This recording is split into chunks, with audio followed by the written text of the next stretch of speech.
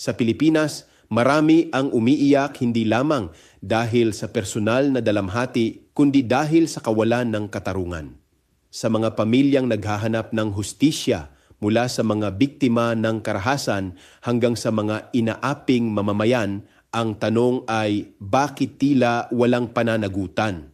Sa gitna nito, nakatuon ang mata ng bayan sa Supreme Court of the Philippines, isang institusyong inaasahang maging huling sandigan ng katarungan.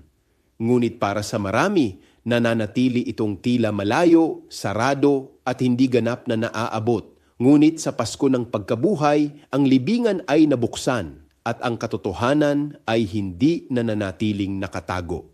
Ang unang saksi ay hindi makapangyarihan kundi si Maria Magdalena, isang tinig mula sa laylayan.